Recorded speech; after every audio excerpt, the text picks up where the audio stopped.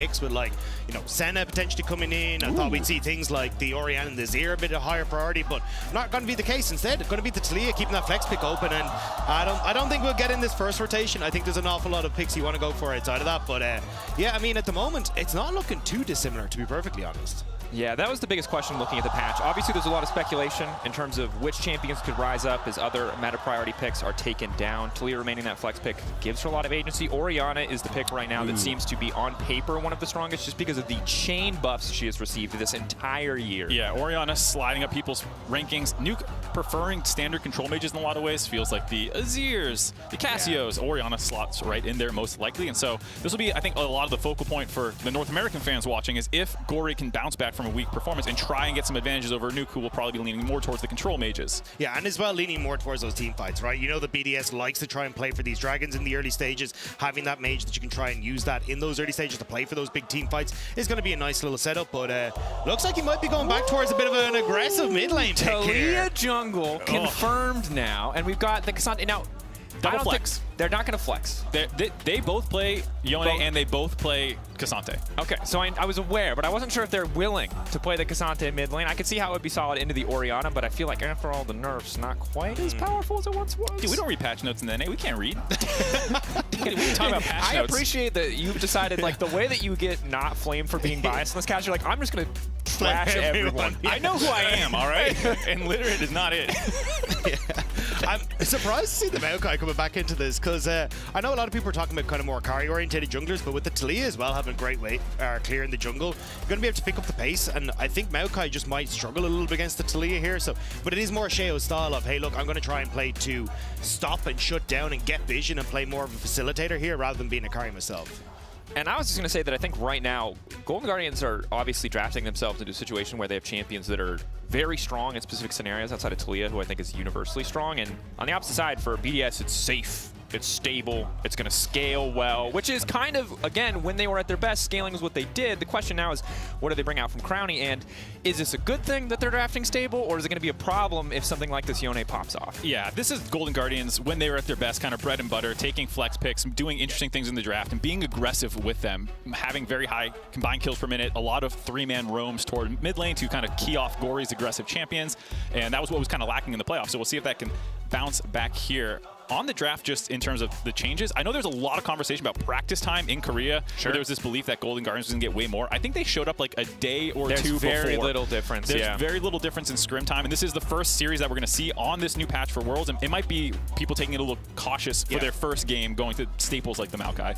Yeah, I'm curious to see, though, what the game plan is here, because I was looking at a lot of AD carry bans. Xayah, Ezreal, Kalista, now all taken off the board. Kalista definitely starting to rise up in priority in that bottom lane, getting that bit of aggressive. So we've seen things like Caitlyn and Lucian as well, those other lane bullies starting to come through, but Kai'Sa is there as kind of the other one that's kind of slipped through from meta's past, but it means you do have opportunities here to try and go for some sort of counter pick if you'd like to.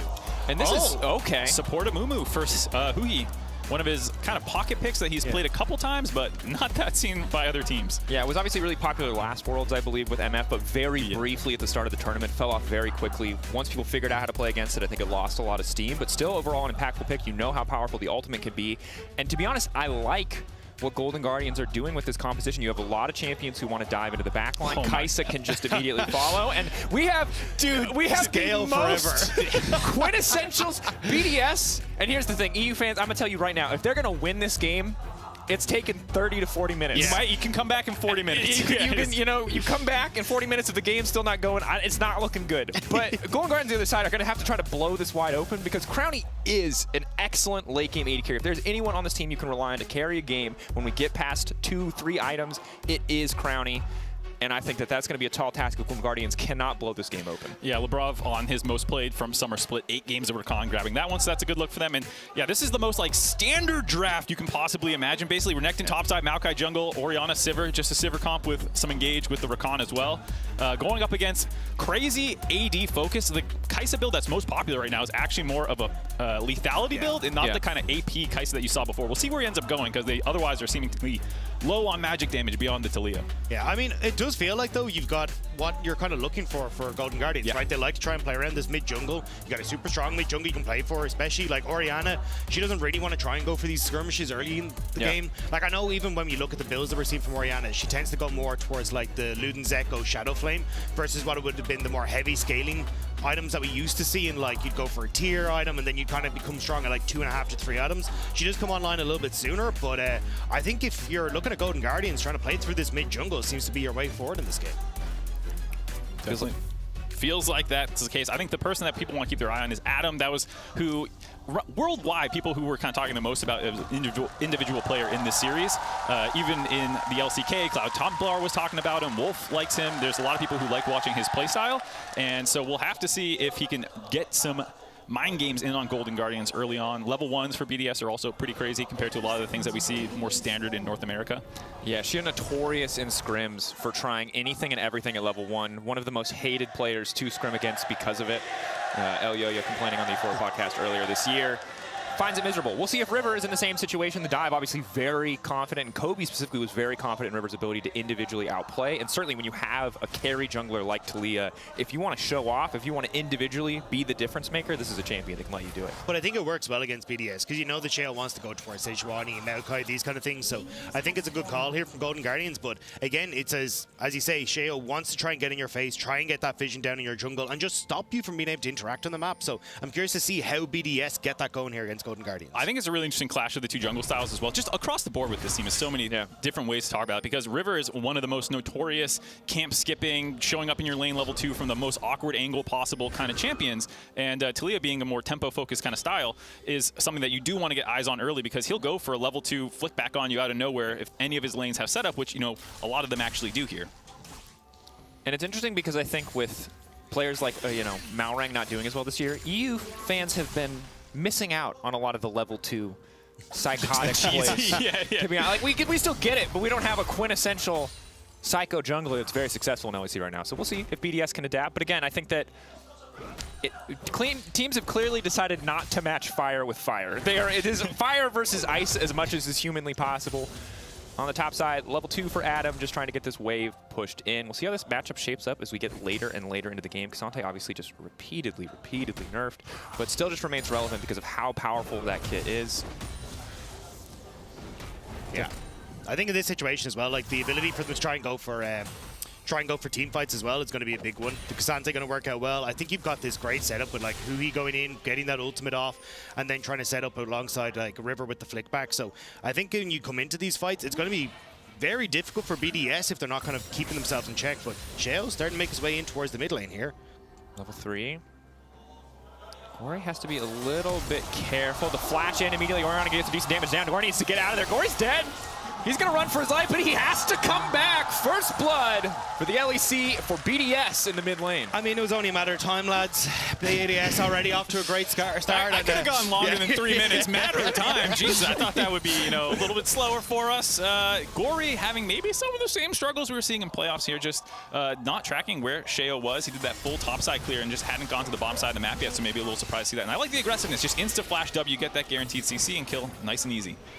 Yeah, I mean, Gory at least didn't blow anything, so maybe when Sheo comes back, he'll have a better chance. But nice start here for BDS, and that's kind of what we're talking about, right? Sheo is a guy who kind of preemptively gets into a position to try and shut down any sort of aggression you go for. We're talking about the mid-jungle for Golden Guardians, and immediately Nuke off to a good start with that early setup in the Dark Seal now for himself. And again, when we talk about a scaling team finding early advantages, it's so massive because while normally we look at Golden Guardians to be pretty heavily favored in some of these early skirmishes, just with the raw amount of damage, with the Amumu kind of setup that they have, things get so much easier when you're able to build a sizable gold advantage. Adam on the top side should be okay here. Can double dash through, but obviously the Taliyah Unraveled Earth can be incredibly disruptive. Playing safe. Adam giving the respect necessary here not to get caught out there as Gory trading back a little bit more in the mid lane. Obviously, the big thing about Yone is even if he falls behind, you know, you get boots 2, you get 1 item. This champion scales so incredibly well that small disadvantages don't matter as much. Yeah, and I think for the Golden Guardians team comp, while it does have a lot of individual playmaking, it's really going to turn online at 6 around some of these neutral objective fights where they can try and find these big combinations with their ultimates. The obviously Yone one, the Amumu ultimate.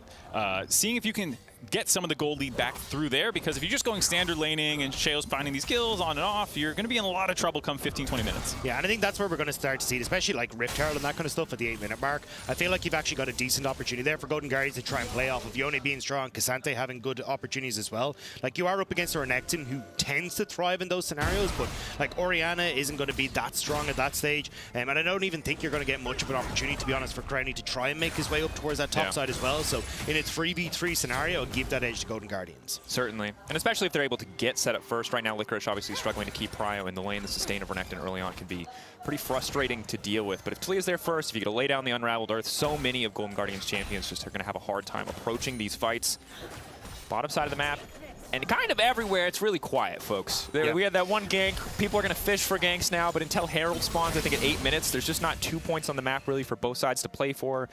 And I imagine they're just going to trade objectives, if I'm honest, at the pace what we're going. Yeah, it's very possible for BDS to say, great, first blood in our pocket, sack these first couple objectives, keep that scaling going. Looks like that might be the plan for them. And I got to say, I'm not shocked. This is a very high-stakes game for both these teams. You talked about BDS being young, never making it to international play. Technically, this is international play, but not Worlds or anything like that. So for Golden Guardians, also never making Worlds, I think there's a lot of pressure on both these teams. And it's pretty easy to be the first team playing on this patch at Worlds, tons of people watching, and having a little bit slower of a game 1. Well, on top side, Adam's going to be able to grab a quick plate. Does use the TP. Mean lane. Nuke needs to be careful here, but here comes Shio. The ulti out now. Gonna take Gory to safety. Forced to use the ultimate before a fight, though. Could cost him, but able to get out. Very lucky. The pushback on the Maokai smash actually gave him the clearance on. Shockwave! Nuke walking down. No mana. Clockwork wind up. Sorry, I wanted to give him Mark. Sorry, Mark. Can you tell me what happened with the now gonna try to beat up River. Oh no! Kobe in shambles! All of NA in shambles, man. Not a great look to the start of this game. Gory dropping down. Oh, no. Okay. All right, sorry. I'm trying to be the neutral party, but it's leaking out. Mark. Yeah. It's getting bad fast. Get wrecked. Let's go. I'm in my comfort zone, actually. I swear. Oh, yeah, because it's 3-0 already for BDS. Not very comfortable, right? Oh, God. BDS this is the Dragon setup. I mean, we'll see the replay. We can see maybe what went wrong at some point. On the top side, Adam already got one, now wants to continue to follow up. Using the dominance, wants to full commit here. Licorice can land the pullback. That's one dash through. He's going to have another one, the pullback there. Adam can, I believe, dice to follow the slice, taking his time here.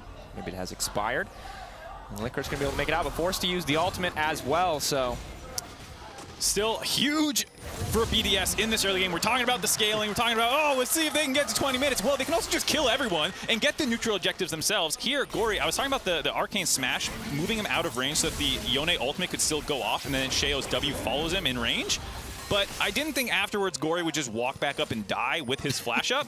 So I didn't see the game the same way, I guess, in that situation. My bad. Look, if I want to be empathetic here, I've used this strategy in solo queue many times where you die to bait your opponent into a false sense of security. For plays like this, just a shot. Never mind. All right. Snap Which side are you on, Dracos? All right, come on, man. When you play Yone in Yasuo, you either go 10-0 power spike or 0-10. And since he died first blood, he's committed now to the 0-10 playthrough. Yeah. I will say, though, like, I do like that Sheo's starting to play through this one, like, in mid lane. But even, like, this is what you got to expect from Adam. Like, the fact he's roaming down to get these plays, like, you do have to watch out for it. But I think we're kind of seeing what we expected, right? Early Dragon going to BDS. They're going to trade that for Rift Herald on top side. They know they don't really have control, so just looking for plates for a Sivir on the bottom side instead. And this definitely feels like a lot of the times the best version of BDS, where they can win some fights early, as we see a contest actually coming through for this Rift Herald. Oh, a little bit difficult here.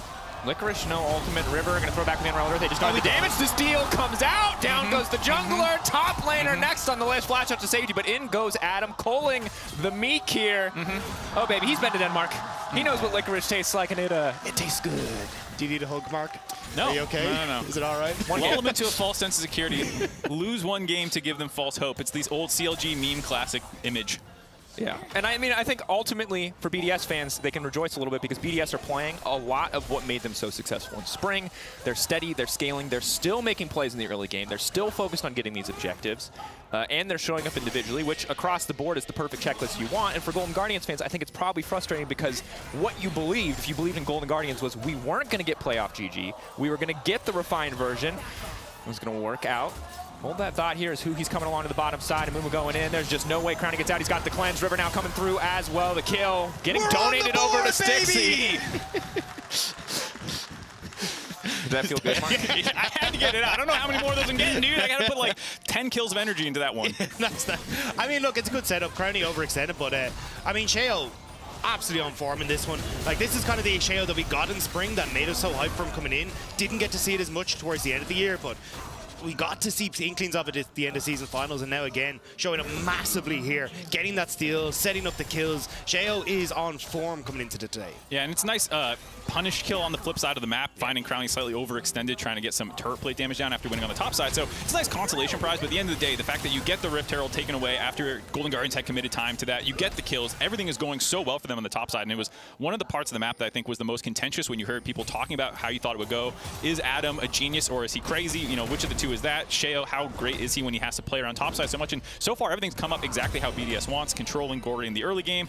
They have the roams from Adam to find the cleanup kill in that mid lane. He's been all over the map as well. Everything seems to be looking really good for them. Yeah. Right now, BDS sitting pretty. Have the luxury of scaling on their side as well, at least when we look to the simple perspective that is front-to-back team fights most certainly, but often the easiest one to reference. Golden Guardians, 6s are through. They made a play on the bottom side of the map. Huhi, when his ult is up and available, we can imagine to fish for another play here. Because again, even at small disadvantages, the potential for playmaking on this Golden Guardians lineup is massive. Should lead to at least a few more kills if they can find the angles. Yeah, I mean, you can see the amount of vision that's been invested by BDS on this bottom side. They really want to make sure that they're able to play around this bot end and try and find success. Sheo was thinking of using that Rift Herald bot side, couldn't really find an in, so is now going to move it in mid lane instead and just try and snowball this Orianna even further. Yeah, it's absolutely disgusting. Plates going down in every single lane at the same time for BDS. They have CS leads in every single lane as well. They've had the kill advantage, and they have a lot of map control now, getting tons of wars down the bot side of the map. They also have some on the top side to make sure they can track River and not fall prey to any of these kinds of ganks. No. Also the fact, Leandri's Anguish already completed. Like, this Orianna is so accelerated. It's kind of disgusting. You guys should stop building items for a little bit and give us a chance to catch up. It's kind of unfair that you have mythics and we don't. I thought Riot was about competitive integrity. What is this? I mean, in Europe, the shops aren't even open yet, so you gotta play by, like, the time zone, right? Oh, okay. Huhi in a decent angle here, spotted out, but Sheo gonna get a nice knockback still. The curse of the Sad Mummy coming in. We're gonna get the flick back, massive damage on the jungler, and another kill donated over to Stixie. Licorice immediately gonna get the cancel. Big potential moment here coming in for the side of the Golden Guardians, but Stixie gonna get taken down by Nuke. Gory off to the side, completely whiffs. Now forced to snap back here. Where's the follow-up? Adam now gonna win the 1v1. Licorice denies the TP, but it costs him his life. Huhi now trying to body block the flash forward from Nuke. Nuke on form today, playing like he did in the season finals. Oh, it looked so good until it didn't. I saw the cancel. I was like, oh boy, we have definitely overextended, but BDS taking those early advantages and really hammering them home there. And as well as you say, like, this is what we were kind of alluding to, was like, this kind of feels like a meta for Nuke, and he's popping off in this one. Yeah, you can see nice interrupt by Sheo. Makes them have to commit a lot of resources to find this kill. That's almost everything to instantly destroy him. And then the pincer comes in from Crownie and Nuke at the same time. Nice re-engage by LeBrov to find these targets, and then force them to scatter before Gory can even get involved. And while it's a nice interrupt by Licorice, you do lose that 1v1, so cost him his own life to try and stop Adam from getting involved in the playoffs. Still went BDS's way. And this is where BDS are most dangerous. They're winning fights on that bottom side. They're just getting second dragon, as you can see in the picture-in-picture there. And now they're going to be like, okay, well, Golden Guardians, what are you going to do? You got to come and fight us now. You got to try and prevent us getting this third, fourth dragon. But you're not really in a position to when we've got this big Orianna. Crownie's now picking up what he needs as well. And when you come to team fights, like, that ultimate from the Maokai is so difficult to deal with when you're such short range. And the thing is, too, the later and later when we get into this game, they're just going to be able to have such clean control of an objective. You've got the Maokai, you've got the Saplings, you've got the Maokai ultimate, and for a lot of these champions, they're great divers. They're great divers when they've got an angle, when they don't have to walk face first into a Maokai, when they're not behind in gold. So much of what Golden Guardians wanted to do with this composition is going to be shut down by the fact that BDS have any kind of advantages. They're going to be able to get objective set up first, and certainly because they have such a large advantage at this stage of the game. That's where I was going to go a little bit earlier with the early game for them is, while they are not like this usually insane early game team, they have won a number of them where they get early objective control, get a couple kills in their back pocket, and because they already also draft scaling, it just jumpstarts you so much further to their team fighting where they are also very, very good. So this is one of those games where, you know, round of Dragon Fighter 2, maybe we'll send a couple more team fights for Golden Guardians, but already it's kind of hard to not have your mind looking at game 2 when you're 6K down against a full scaling team, kind of. Yeah. You should probably send it the main team instead of the academy team. That might help, yeah. Yeah, they're just giving them some extra rest. You know, they're getting used to the Korean time zone, I'm sure, or something. Remind me, this is your, like, basically your second seed, right? That's what I heard in the dive. That's some old school thinking. No, NRG is actually definitely the best team, and TL is our third best, and yeah. Golden Guardians fell off for sure. They're ready to disown them after a single game one loss. I'm nervous that I'm going to have to be you next game. It's going to be me and Dag to be like, yeah, you know. You know what's funny is every time I come over to Europe to do like an EU versus NA game, this was like last year at MSI, did some of the G2 ones. We're like, yeah, we're going to like talk smack and have really fun. And then G2 just like destroyed us and railed us. And I was like, yeah, I can't really fight back, guys. To be fair, Mad Lions EG was the same. Can we get a close series? That's true. I did get to cast that one, and that was also a rail. And now here we are, not looking very good. Kind of, it's not. We need it to be close, or it just feels mean. Let's go 5 games. Let's give the fans something to enjoy. Yeah. You know, if you're a European fan, you woke up at 5, 6 o'clock to watch this game. Don't 3-0 them. Let other people wake up and enjoy it. To be fair, if you do 3-0 them, they'll be able to get to work on time. So, you know. Or you can even watch the entire series before work. You know? Hey, yeah. Just over a bowl of cereal. on the lunch break, 2x speed, get through the whole series. Yeah. It is looking tough. And again, I think when we talk about scaling, it's important to be clear here. Renekton's not a bad laner. Orianna's not a bad laner. Sivir and Nakaisa isn't a bad lane either. So I think the big window of opportunity we're hoping to see from Golden Guardians was around 6, was around these early objectives because of what their alts can bring to the table, their characters can bring to the table in these skirmishes, and they just didn't get a chance to do that. They were already behind by the time those opportunities came up. Yeah, I think that's the big one. Like, coming into the next one, if Gory can try and just keep it a little bit safer, like get early vision down to stop Shale having an influence in mid, I think this could be a very different game. So I think it kind of just snowballed out of control, but it still means he should have a decent opportunity to just bounce back in game 2. Yeah, hopefully game 2 is a new look for them. But I will say for the BDS side, they didn't do anything crazy, which you've sometimes seen them do. We're trying to help you, Mark. I know, but I'm looking at both sides here. Wait a minute. I'm an objective, unbiased analyst. You're telling me right now that someone has level 3 ganked mid lane as Maokai with Flash W before? You're telling me that's not crazy? I think Sheo is the first human being to ever consider that possibility. To combine both the Flash button We've never seen that and before the in history. That was an S tier kind of. Just saying. Sheo, what was that? My look point at the moves, look at the plays. My point was they didn't do any of their level 1 stuff where they can get kind of crazy. I mean, Adam didn't pick one of his weirder champions. Like, this is... It's pretty much vanilla ice cream, the game. And vanilla's great. It's the foundation for countless delicious flavors. Cookie dough, etc.